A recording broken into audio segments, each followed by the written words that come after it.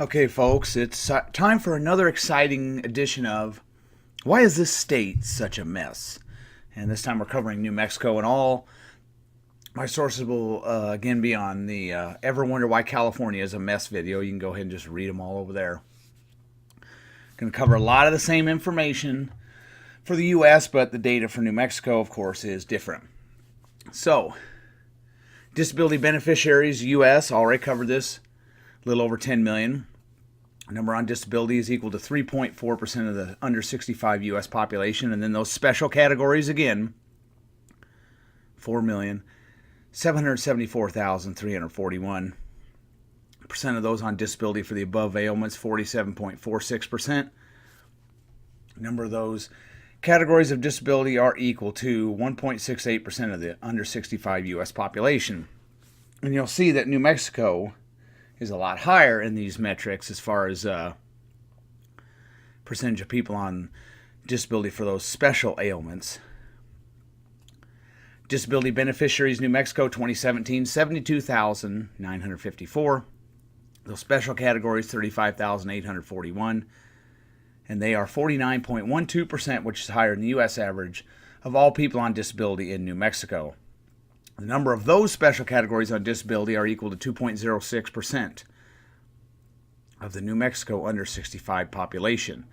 New Mexico's under 65 population is 0.61% of the entire U.S. under 65 population. Tables 10 and 10A disabled for New Mexico is 0.75% of all the Tables 10 and 10A category for the U.S. And remember, Table 10A is those special categories. It's not all of them, and neither is Table 10, but I've spelled out which ones those are. And then the U.S. disability beneficiaries 2016, 10,153,205. That's 3.7% of the under 65 population. The special categories 4,813,962. And the percent of those on disability for those special ailments that I've identified, 47.41%. And the number of those categories of disability are equal to 1.75% of the U.S. under 65 population. Disability beneficiaries, New Mexico 2016, 72,694. Doesn't sound like a lot. The special categories are 35,588. Percent of those on disability for the above ailments, 48.95%, again higher than the U.S. average, U.S. percentage. Number of those categories of disability are equal to 2.05% of the entire under 65 population in New Mexico. New Mexico's under 65 population is 0.63% of the entire U.S. under 65 population. Tables 10 and 10A disabled for New Mexico is 0.73% of entire Tables 10 and 10A category for the U.S. Disability beneficiaries 2015, USA 10,237,204. Number of those on disability is equal to 3.73% of the under 65 U.S. population. The special categories 4,841,954. On disability for the above ailments, 47.29%. The number of those categories of disability are equal to 1.76%, of the U.S. under 65 population. Again, New Mexico is higher in all these metrics. Disability beneficiaries, New Mexico 2015, 72,876. The special categories, 35,488%. Of those on disability for the above ailments, 48.69%. The number of those categories of disability are equal to 2.04% of New Mexico's under 65 population.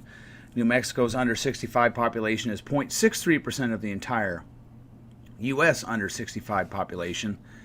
And the Tables 10 and 10A disabled for New Mexico is 0.73% of entire Tables 10 and 10A category for the U.S. Again, those special categories are what I'm looking at. New Mexico per pupil expenditures. Adjusted for inflation, this is the National Center of Education Statistics data.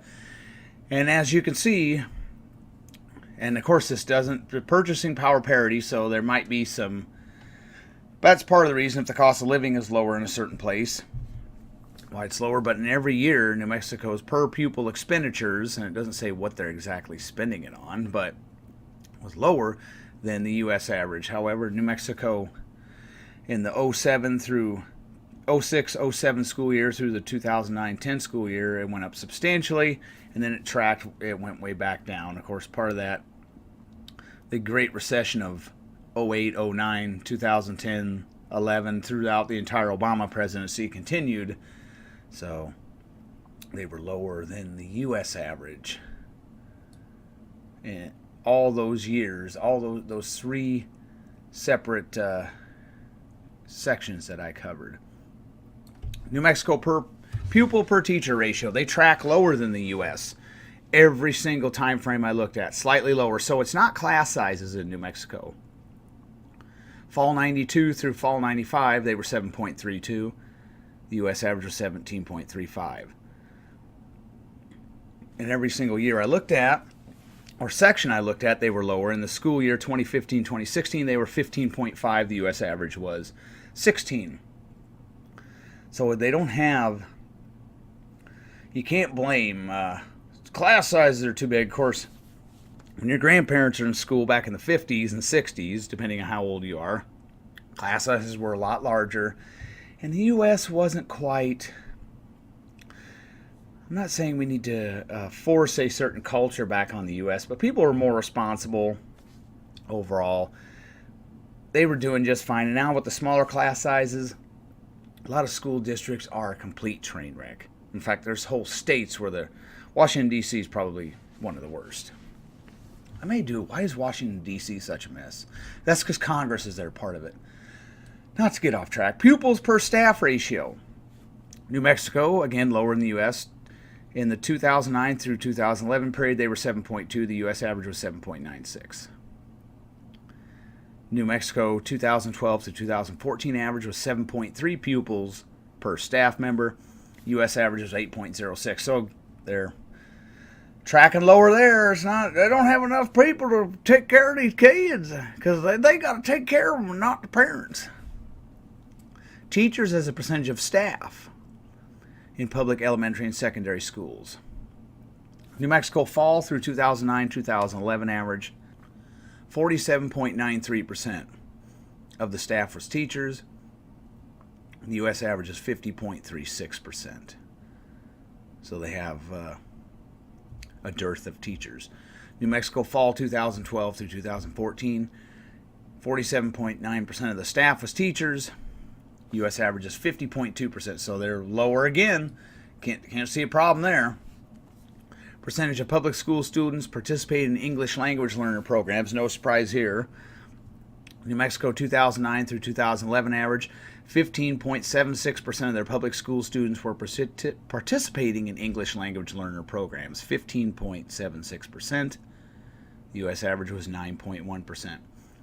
New Mexico 2012 through 2014, 15.23% of their public school students were participating in English language learner programs.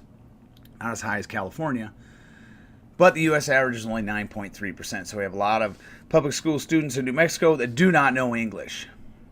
And average national assessment of educational progress, reading scale scores, 4th and 8th graders.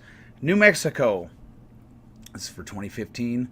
New Mexico 4th graders, these are English language learners at or above basic, 18%, only 18%. The U.S. average is 32%. At or above proficient, 4%. U.S. average is 8%. New Mexico 4th graders, not English language learners, at or above basic, 61%. U.S. average 72%. At or above proficient, 27%. U.S. average is 38%. New Mexico 8th graders, English language learners, at or above basic, only 22%. U.S. average is 28%. And this next one was the only one within the margin of error. At or above proficient, 2%. U.S. average was 3%. So if you're not even, in 8th grade, if you're not even reading at a basic level, and you're an English language learner, you're behind the 8 ball, because English is kind of the language you have to know here, and you can't do much of anything if you don't know English. Big problem. No assimilation. Back in the 1910s and 1920s, we had a high percentage of our population that was immigrants, but they were assimilating. They were learning English. There was no welfare state. They weren't having droves of kids out of wedlock. It was a much different, more responsible culture. New Mexico 8th graders, not English language learners, at or above basic, 72%. U.S. average was 78%. At or above proficient, only 23%. U.S. average was 35%. So New Mexico lags there in almost every metric compared to the U.S. average. Percentage of homeless students enrolled in public elementary and secondary schools. New Mexico averaged 2009 and 2010 through the 2015 school year. 3.31% of all students were homeless. The U.S. average for that same time frame, school year 2009, 2010 through 2014, 2015, 2.28%. So we got New Mexico 3.31%. U.S. average is 2.28%. Percentage of persons 18 to 24 years old and age 25 and more by educational attainment. I looked at the 2000, 2014, and 2015 data. NCES was putting out in their reports, they would have 2000 listed with whatever year they were doing that. So I looked up 2000, 2014, and 2015. New Mexico, less than high school completion, 2000, 21.1%. U.S. average was 19.6%. New Mexico, less than high school completion, 2014, 15.5%. U.S. average, 13.1%. We need to spend more money on public schools. New Mexico, less than high school completion, 2015, 15.5%. U.S. average, 12.8%. So they lag in every metric there, too. National school percentage of public school students eligible for free or reduced price lunch. Selected years: 2000-2001 school year, 2010-2011 school year, 2013-2014 school year, 2014-2015 school year.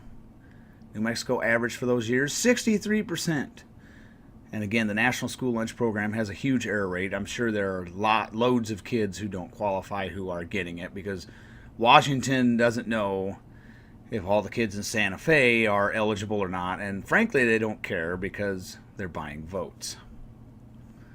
New Mexico should take care of this, and so should every other state if they have their skin in the game, and they'll be more apt to, if they want to make the benefits lavish and expand them, well, then New Mexico can pay for them.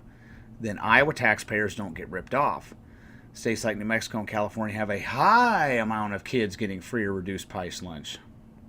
So much for ridiculing the redneck South as being a bunch of poor hicks. So the New Mexico average for those years, 63%. U.S. average, 47.55%. You're paying for that. And then total and current expenditures per pupil in fall enrollment.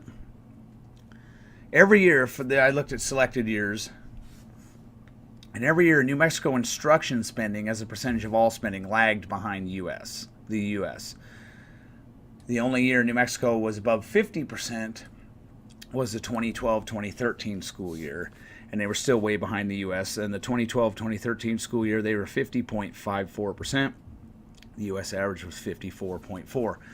New Mexico's low water mark was the 04-05 school year, 46.82%, but the U.S. average was 52.83%. They never really got close. They lagged way behind the U.S., so they could spend a lot more of their all their education spending on instruction. How many millions of dollars? Well, New Mexico's not an incredibly large state, so it might not be millions and millions, but if they mandated that 54% of all education spending had to be on instruction, they'd free up a lot more money to help the children without raising a dime on taxes or property taxes for taxpayers. But good luck getting the unions to go along with that. Here's a very important metric. This explains a lot. Births to unmarried women by race and Hispanic origin of mother. The New Mexico average for 2010-2017, 51.73% of all births were to unmarried women. And we know marriage is important. Well, it's important to evangelical Republicans, obviously has been for a long time. Heterosexual marriage, some of them don't practice it. Like, say, Rush Limbaugh and Newt Gingrich and Bill Clinton.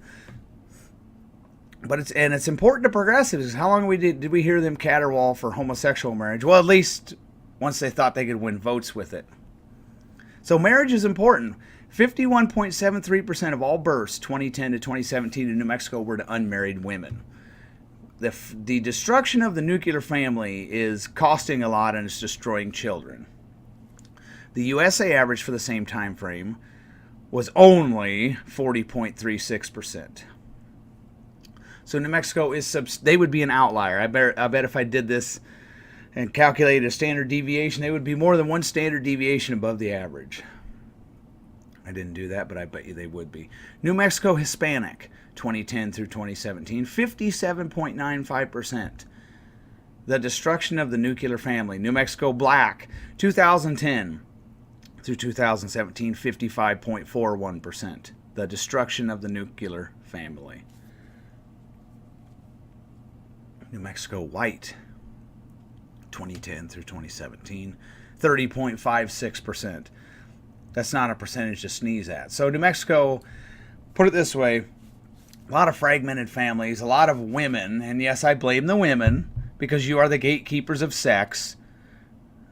To be blunt, you weren't just minding your own business and a penis just came and impregnated you, unless you were raped. That's different. If you were raped, then that's a different case. But if you decide to have sex and you're unmarried and you're a single mom through your own stupidity, I don't feel sorry for you, and you should not be robbing my wallet to pay for your mistakes. Be responsible. I know that's crazy. That's just crazy. That's crazy talk. Personal responsibility.